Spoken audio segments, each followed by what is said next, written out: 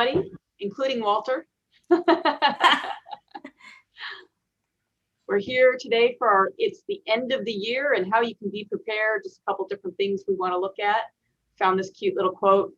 Well, this one is funny because some of the funny ones were just sad, but the year's end is neither an end nor a beginning, but a going on with all the wisdom that experience can instill in us. I have my cat here with me today. He's being lovey. And so let's go ahead and get started. You know who we are. I'm Tina, I'm marketing manager for Personal Money Planning. And then we have Michelle, the president of Personal Money Planning. And then we have our favorite, our favorite fan, Walter. So go ahead, Michelle, what do you have to tell us today? Well, like this quote says, it's neither an end nor a beginning. It's just kind of a going on. And that's really what we're looking at. We don't have a lot of new information or some new tip or trick to show you, but we're just going to kind of cover some of the end of year things that do have deadlines that we want to make sure that you do not miss if you're interested in taking this particular strategy. So we wanted to cover some of those and just clarify some of the things that we've covered in our previous webinars to see if there's any miscommunication or questions about that at all. Now, one of the big things that changed this year were the RMDs, and there were a couple different things that changed on those. Prior to January 1st of 2020, if you turned 70 and a half for that year, you had to start taking a required minimum distribution. However, on January 1st, the Secure Act was passed that changed that. And what it did was it said that instead of starting at 70 and a half, the government extended that. So you didn't have to start until 72 to take those distributions. However, if you were already required to do those, so if you turned 70 and a half in 2019, you still had to start those distributions in 2019. But if you at 70 and a half, but if you turned 70 and a half in 2020, you could then wait until 72. Another thing that was changed was the CARES Act. The CARES Act, at the same time of the Secure Act saying we're extending your age to 72, they also said, except this year. We're not going to make you take anything this year. We're just going to really confuse you even more with tax code. We're not going to make you take anything this year. Now, they didn't say that you couldn't take anything. And in fact, some people have continued to take their required minimum distributions, even though it was just basically a distribution, not a required distribution this year. And that was because they still needed the money to live on, right? They had gotten used to that. They wanted to continue to get that monthly payment. And so that's something that they chose to do. Another reason that somebody may want to continue to take that amount out, even though it wasn't required, is something we call bracket bumping. And let's say that you're in a particular bracket, let's say 12% bracket, married filing jointly, and I'm going to get my chart out here to cheat.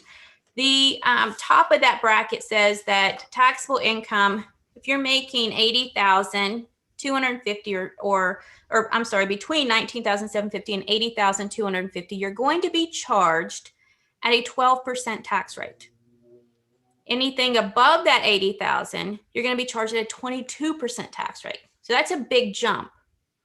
Now, by taking a required minimum distribution, if you're forced to take that and you're not really needing it, it could potentially bump you into that 22% category. So what we may do is it's basically a tax planning strategy. We take some of those funds in the year and bump our income up to that top level of that particular bracket and take advantage of those lower tax years. And so that's what we call bracket bumping. Another reason you may choose to continue to take a distribution this year would be for survivor benefits, to set up your survivor properly. Let's say that we have John and Jane Doe. They're bringing in, say, $65,000 a year. Since they're married filing jointly, they would be in the 12% tax category. And let's say that John dies. I'm just going to pick on the guys because statistically, it's not sexist, but you guys die first. Sorry, Walter. But if we had to do that situation where John dies, we've done a couple things. One, we potentially lost some income. But let's say that John was really smart and used our firm, and we told them that possibly, we ran some retirement projections, and he had some survivor benefits for Jane. And let's say that income only got reduced, maybe $5,000. Her income went down a little bit. Her expenses likely didn't go down too much. I know when I lost my late husband, my mortgage company didn't call me up and say, since there's only one of you living there now, we're just going to cut the mortgage payment in half. My electric bill didn't reduce 50%. My food cost reduced some, but my electric bill, my water bill, those things didn't just cut in half. In fact, my car insurance, you would think that, about half. No, I lost the multi-car discount, so it didn't reduce all that much. And so where we see expenses stay roughly, about the same, you have income that's decreased. But the big thing that hurts that survivor is that they're now in a single tax filing category.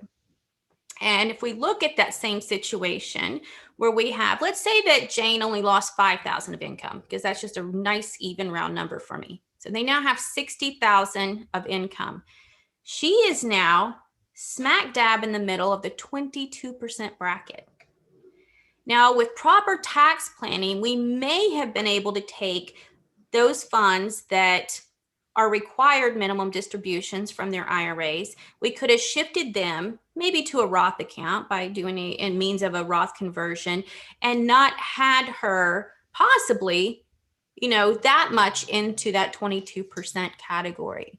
And so those are some tax planning techniques that we can use by using the RMDs, whether it's a conversion or bumping up that bracket.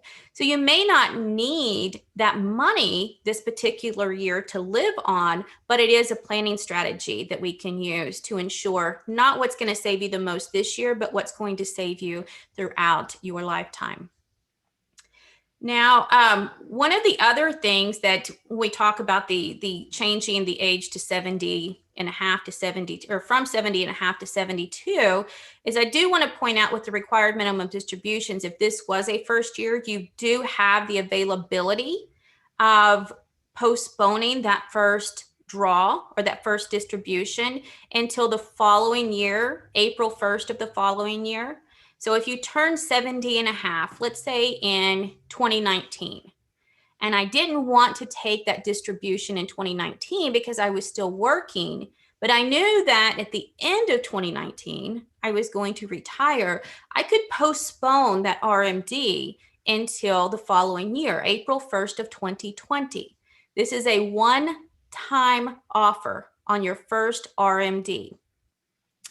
It has to be done by April 1st, not April 15th, which is the tax filing deadline, but April 1st. And that is a benefit to some that are still working or that may not be working the full next year. So they can postpone that to take it the following year. The problem can be, and this is why you have to run some numbers, is that they're also going to be required to take their 2020 distribution. So that'll hit them with 2 in 1 year. But if those two amounts together would be less than what their normal income would be, that may be a reason that you can do that. We have qualified charitable distributions, and we covered these a little bit last week. And I did want to touch on them a bit more because we have had a lot of calls about these. And so let's look at what they really are. Now, a QCD is a non-taxable trustee-to-trustee transfer to a charity. And that's one that qualifies for 501c3. And so what you can do is if you have an RMD you're required to take, you can shift that directly to the charity. So it's not coming into your checking account, it's directly to the charity. And instead, let's say that your RMD is $10,000. I now don't have to pay taxes on that 10,000. It went directly to the charity. Whereas before we would take the money, we would pay taxes on it. Part of it would go into our checking account. We would write a check to the charity. So we're having to claim that as income. Now, if we can send it directly to the charity, we are bypassing those taxes that are owed. There is one important caveat to using a QCD to satisfy that RMD obligation, and that is that the RMD is presumed to be satisfied by the first distribution that comes out of the IRA. What does that mean? Because that sounds very confusing.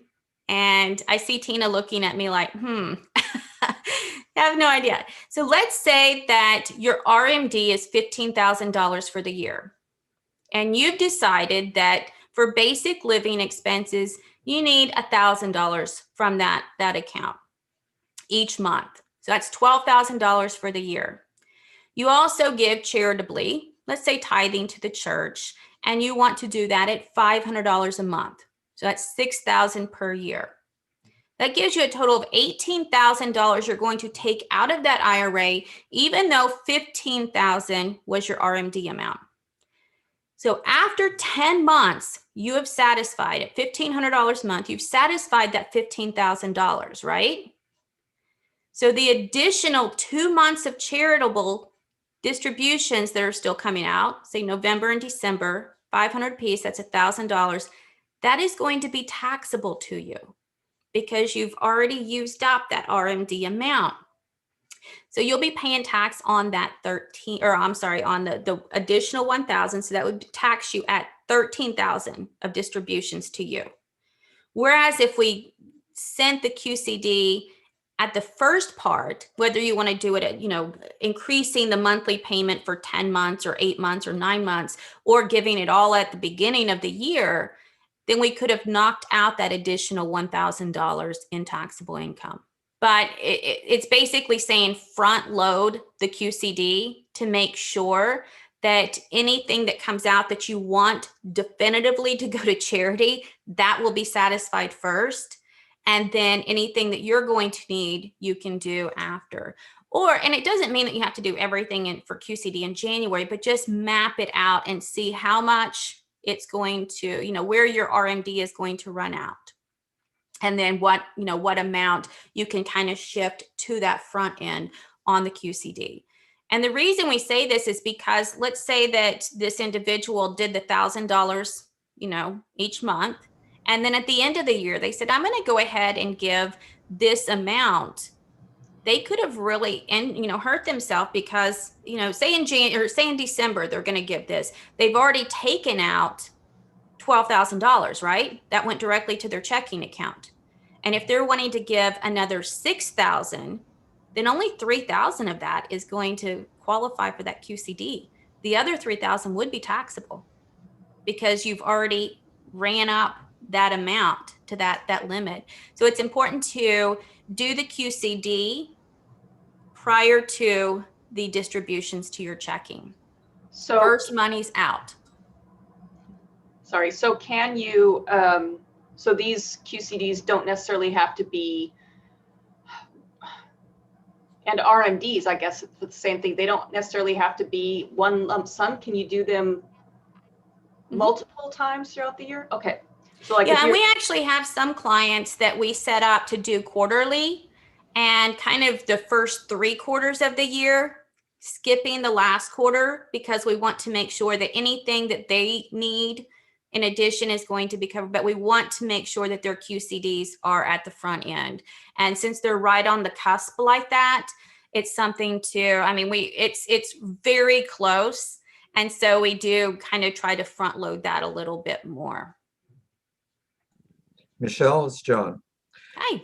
So let me make sure I understand. Okay. In an example, let's say there's $15,000 overall that's going to come out during the year.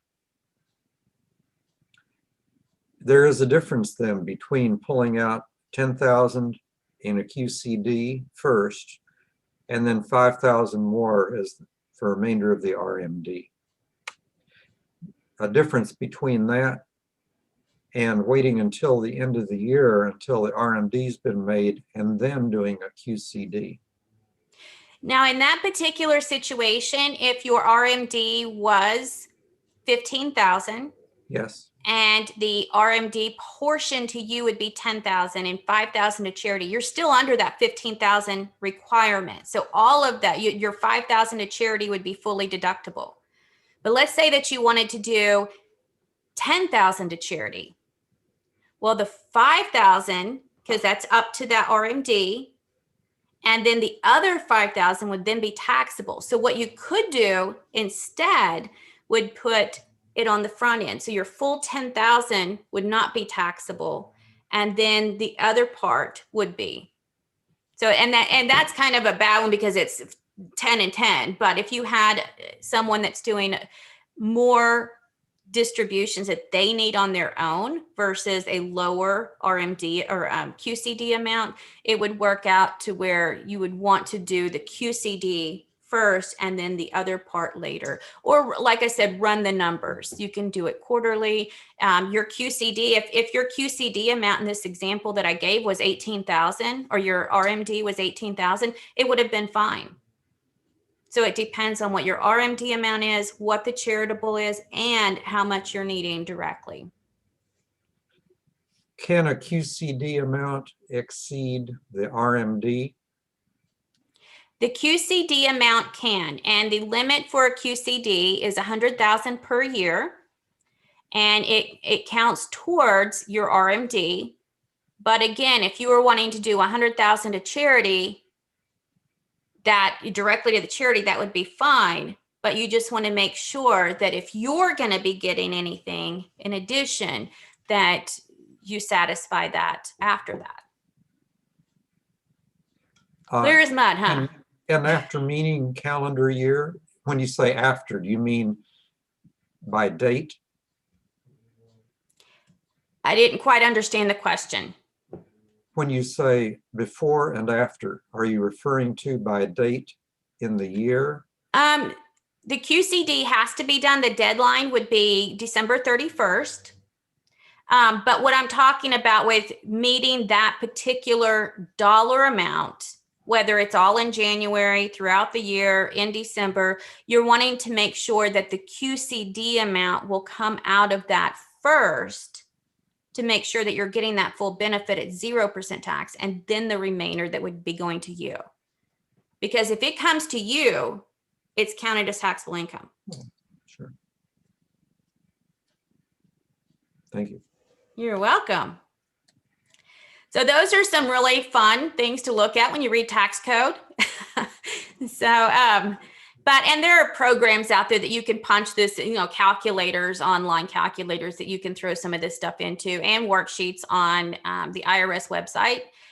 So those, and just call us and let us know, hey, if I want to do this, is it going to dink me at all? And we can figure that out.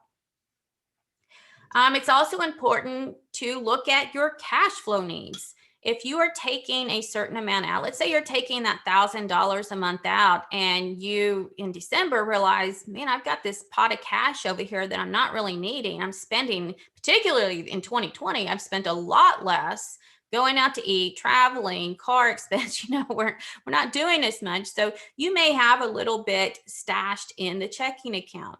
Well, it doesn't necessarily make sense. It may, but it doesn't necessarily make sense that you keep taking money out of an IRA, paying tax on it, for it to sit in a taxable account somewhere that you can then be paying tax on the dividends. So if you're not needing that, it may be a good idea at the end of the year to look and say, maybe I don't need $1,000 a month. Maybe I only need $800 a month, and kind of make those adjustments to make sure that you are not paying too much in unnecessary taxes. You can maximize some savings, and there are tons of ways to do this. We are going to cover just a few. HSA accounts offer some massive benefits. We know that a 401k, you get the benefit of pre-tax dollars going in, right? You get that benefit to where you're not taxed on that until you distribute those funds later down the road. And we know that with the Roth account, We don't get the benefit on the front end when we make the contribution, but we get the benefit on the back end when we take the distribution, because any earnings and contributions we've made it can be removed tax-free. The HSA is kind of a hybrid between those. So you get the tax benefit going in, and if the money is used for qualified medical expenses, it kind of works on the distributions like that Roth. So you get your contributions tax-free, and you can get the earnings tax-free for those qualified benefit or for qualified medical expenses. Now the HSA is it's for high deductible insurance plan recipients. So if you have a high deductible plan, and high deductible is if your minimum of the deduction is $1,400 for an individual and $2,800 for a family, with a max out of pocket of $6,900 for an individual and $13,800 for family. These are 2020 numbers. Then you can qualify or may qualify for an HSA account. This doesn't necessarily have to be one that's through your employer.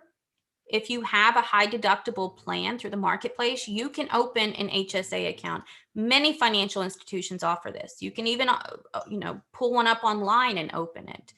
And the contributions to this are for individuals, it's $3,550, and this is 2020, $3,550 for an individual, $7,100 for a family. And these numbers go up to $3,600 and $7,200 in 2021. But upon reaching age 55, they have a $1,000 catch up.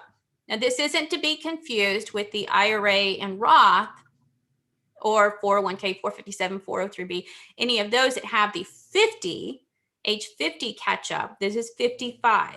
So at age 55, we can start contributing that extra $1,000. And what can happen is you can use these funds for medical visits, your deductibles, your copays, prescriptions, vision and drugs, and or dental. And if there's a whole list on the IRS publication 502, you can run over and just type in HSA publication to see all the different things. You can even use it to pay for long-term care premiums. And so these are it's a really neat benefit. But one of the things that you can do with an HSA is, let's say that I go to the doctor, it's, my copay is $20. I cover it. I'm able to cover it. I could save up because there's no deadline when I can claim that reimbursement. So I'm 48. I could save up 20 years worth of receipts and start claiming and submit them when I'm retired and start drawing the money out tax-free. That is a very neat benefit, particularly if you can get someone in that's really young to start doing this. They can build up a very large pot of money. Now, if you are eligible for TRICARE for Life, Medicare, not eligible for an HSA because there's not a high deductible premium on that. So that's one of the things that we will be covering a little bit in more detail next year, because these HSA accounts are great. Share with family, friends, and if you're eligible for it, can really stash a lot of money and get, like I said, that hybrid between the 401k and the Roth, kind of putting those together. And those are the two big savers that we usually see. So that is a good account to look at. We also have some employer-sponsored plans. If you have not saved up or maxed out your employer-sponsored, at least the matching, it may be an opportunity to do so now. See if there's any way that they allow that temporary change. You may not want to make that change for the whole year or even for 6 months, but some plans will let you make a temporary change for this particular paycheck or 1 month, and then it reverts back. And we see a lot of that when we have beneficiary IRAs that someone has inherited, and they are required to take a distribution while they're still working. And they're like, I don't need this money, and it's going to knock me up in a higher bracket. And you can't just take this lump sum and put it into the 401k. So what we often have them do is increase their savings in that 401k while they're living off of this money that they inherited, and then shift it back over once they've run that course out. So that's something to look at as well. If it does provide temporary changes, a lot of plans will do every 6 months, and that may not be something you're willing to do, or you may have to shift it a little bit. But if we're in December and you have like 2 weeks to really max something out, this may be something to look at for next year. Order of savings, usually we do look at anything that's employer matching first. We want to max that out. And then we may look at IRA and Roth accounts. And the reason for this, like outside of the 401k, because you can access those a little bit easier. Now, I know a lot of 401ks offer a Roth 401k, but you can't take the funds out as easy for an emergency. And you can do that within a Roth account held outside, like at a financial institution. And you can do that. Hopefully, you're not having to dip too far into your IRA before retirement, but you can do that as well. Whereas if it's in a 401k, it makes it much more difficult, almost impossible, unless you do maybe a loan or something against it. So we do say any matching in the 401k, maybe filling up some, whether it's tax deductible or not, in a Roth or traditional. And then you may go back and fill up, if you still have some extra cash, filling up anything else that the total max on that employer plan. So not just front loading the employer plan, but kind of shifting back and forth between those may be a better option for you. And then anything else would go into a taxable account. So if you can maximize savings, that would be definitely something to do. You do have until April 15th to make contributions to the IRA. And we talked about conversions just a second ago a little bit when we talked about bracket bumping.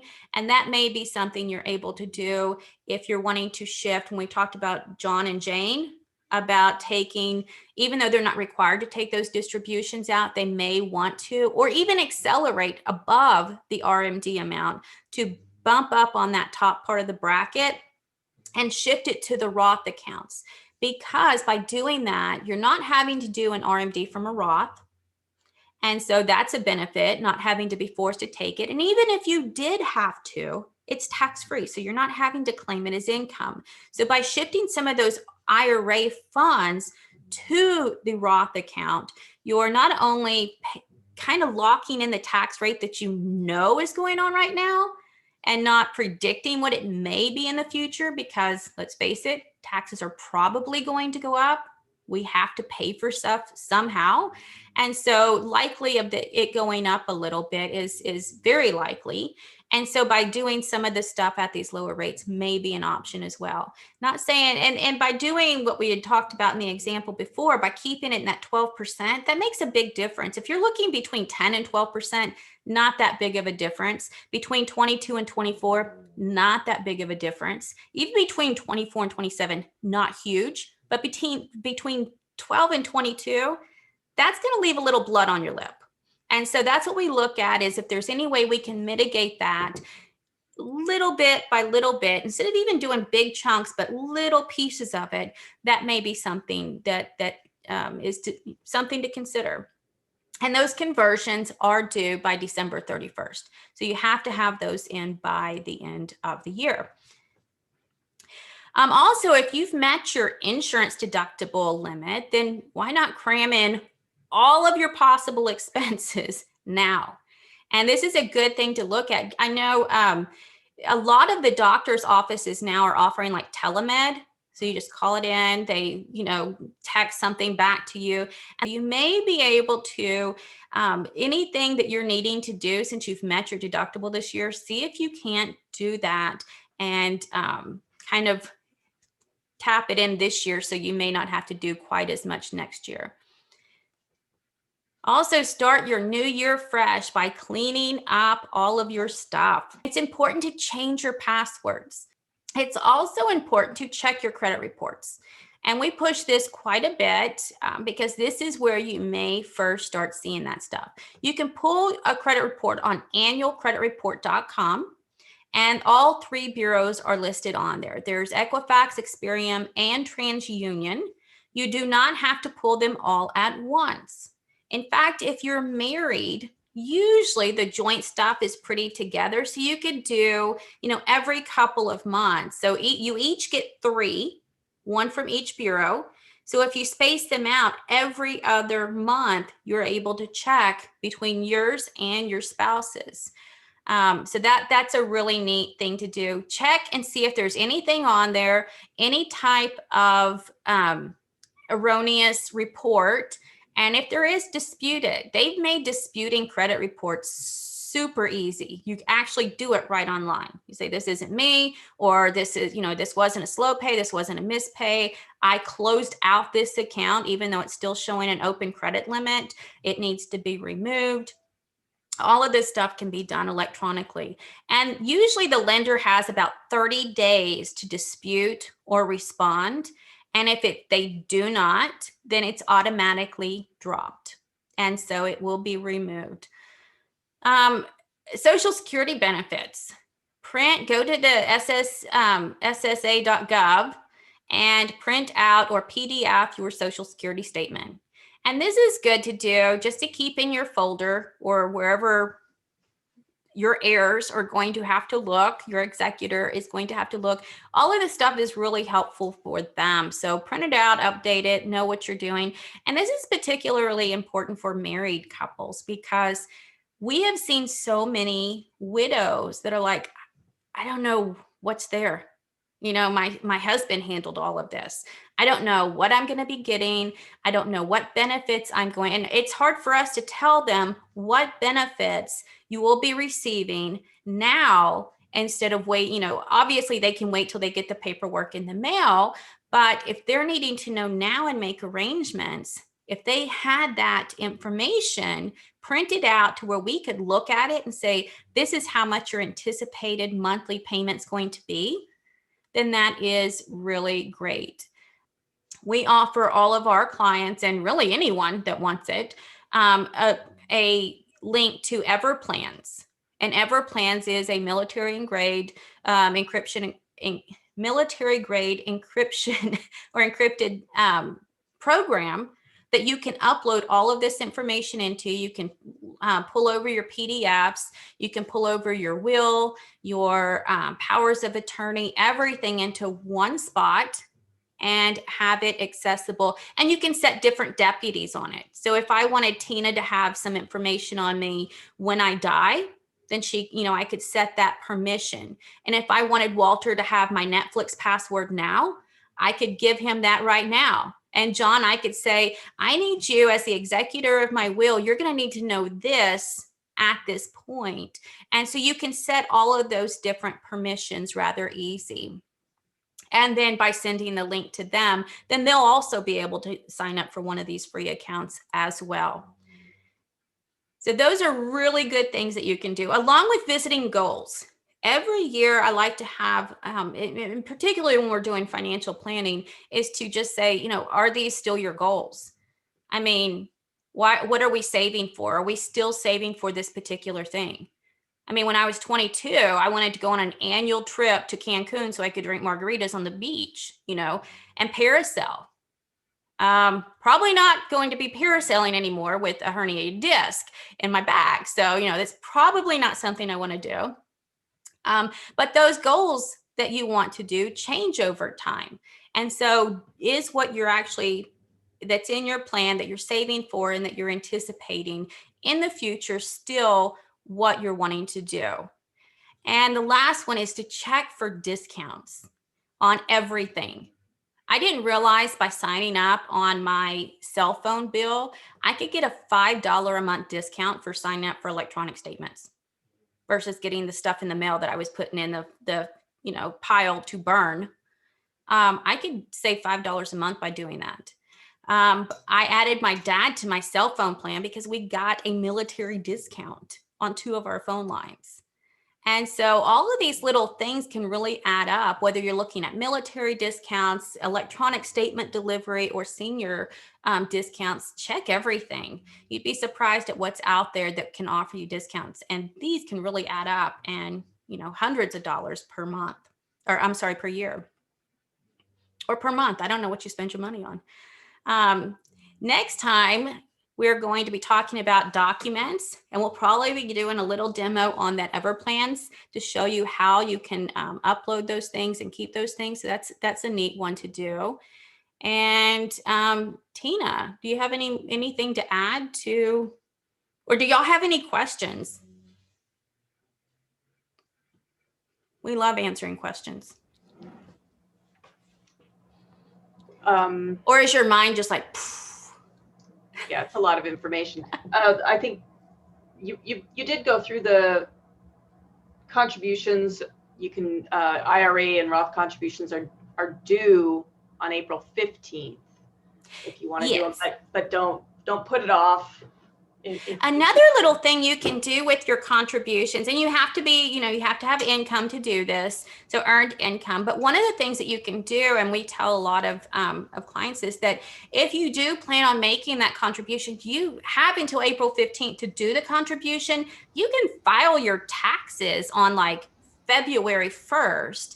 Use your tax refund as your contribution. So you can totally do that as well. Just make sure if you're claiming it as a traditional IRA deduction that you actually put the money into the IRA, not just sitting in the account and anticipating that, but it has to go in. But those are some things you can do as well. I appreciate these seminars more than you will ever know. You're so welcome. I have kind of a question about the FICA or the annual creditreport.com. That is that in years past, I've tried to go there usually through my Wells Fargo account. They'll let me know when there's new credit score or something available. But when I do that, what pops up I get all sorts of warnings that this may not be a trusted site and stuff like that. Are these sites safe, or are there a lot of other sites that look like them that are risky? I mean, because it's not a direct link to the site. It jumps to a third-party site. And the answer to that is definitely maybe. And the reason I say that is because I don't know where it's taking you. Now, usually with the Fidelity sites or Chase that takes you to like Chase Journey or Credit Journey, those types of things will usually, and I know that, oh gosh, who was it? TurboTax just took on Credit Karma. They just bought out Credit Karma. So that's another one you can look at.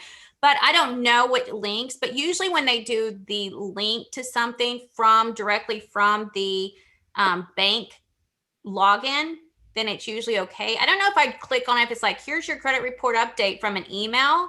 I would probably go to the actual bank website first and then find the link on there. But you also have to know that a lot of these aren't really the FICO score, or it's a FICO. There's like 27 FICO scores. So there's 3, 4, 5, 7, 8, 9. And then there's a variation between which one is on Equifax, Experian, and TransUnion. And there's also what we call the Vantage scores, which a lot of those free ones you get with the credit card could be a Vantage 3 or a Vantage 5 or a Vantage 9. And those calculate things just a bit differently. For instance, they may take into account utility bills. Some of them take into account rent payments versus mortgage payments. And so they're a little bit different. And the reason there are variations of those is that some of them are industry specific. So you may have a mortgage specific, you may have credit card specific, you may have vehicle specific. And so those scores may be a little bit different. Actually, I can send you the link, John, that we did on this, because we had a video that we did about how the confusion about credit scores, because everyone thinks that, FICO score is from, say 300 to 850. Well, there are some that are up to 900. So it depends on what you're looking at. And if you say, well, I have a great score, I have an 835, and it's like up to 900, that's not necessarily the best. It's good, but it may not be. So you have to compare what you're looking at. But the annualcreditreport.com is a legit site. That one is one that we send everyone to. And let's see, I could probably pull that up here. And I put it in the chat. Yeah. Along with the SSA.gov. Another thing with when you're going through your bank and they have the links, you know, you're in your good site, your Wells Fargo or your credit card or whatever, and it kind of has to tell you that you're going to something that is not us. It is a third party, and depending on what kind of malware protection you have on your computer might be saying, hey, I don't know where you're going with this, and they, you know, it might just be you have really good security, you know, just very the security that doesn't want to send you over there. I've come up with that with sites that I know are legitimate, and my husband has my computer locked down, like, you know, Fort Knox or whatever, and so I do get those messages sometimes. But the annualcreditreport.com, and the other thing with it, it's free.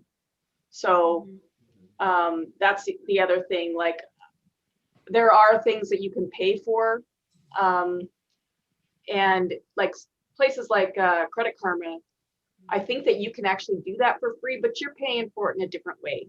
I think this one is more legit, I think, than some of those other ones. Now, it will give you your credit report on this annual credit report, and it is, you know, it's authorized by law. So, and it tells you here, this is the only one explicitly directed by federal law to provide them.